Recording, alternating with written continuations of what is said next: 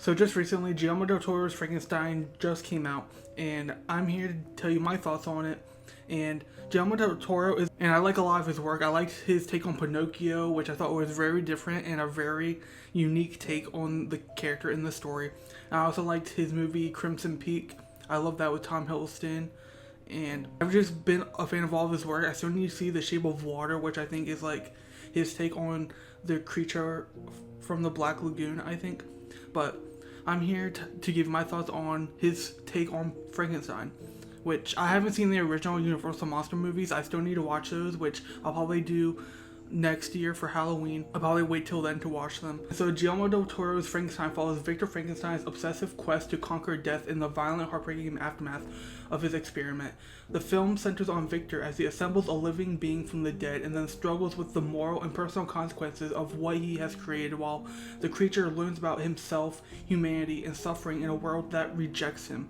Del Toro relocates and reshapes elements of Mary Shelley's novel, keeping the story's gothic core while adjusting beats in the ending to emphasize the creature's humanity and the moral responsibilities of creation. The film makes moral responsibility the central question. If you give life, what duties follow?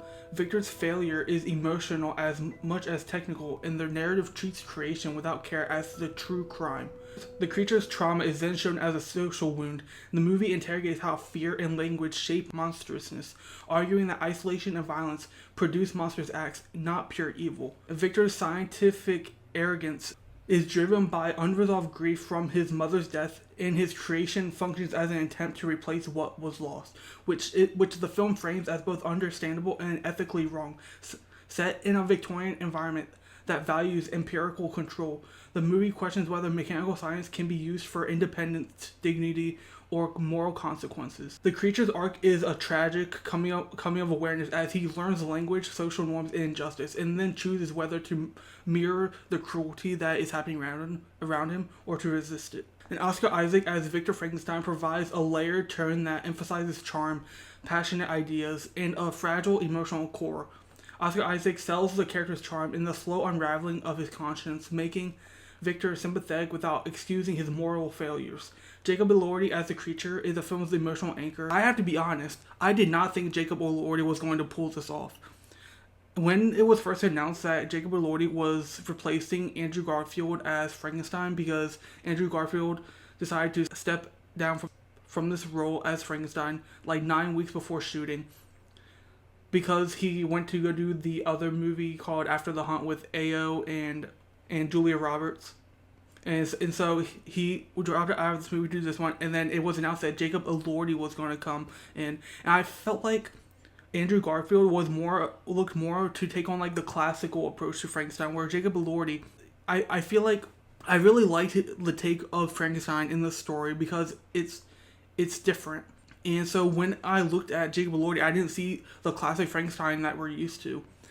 But now seeing how he's Frankenstein in this, I really do like it. I was really surprised with his performance, because I also didn't like Jacob Elordi's performance in Elvis. I thought Austin Butler was much better as Elvis. I know that's like divisive, but yeah, I was just really surprised. I did not think Jacob Elordi could pull it off, and I stand corrected. He's great as Frankenstein.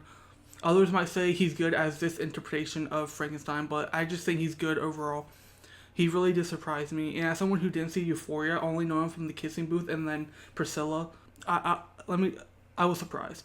But Elordi combines physical intensity with delicate, expressive choices, where early scenes in the film make him confused, while later moments deliver expressive, quietly devastating emotional clarity. His portrayal invites you to feel for him rather than revolt against him.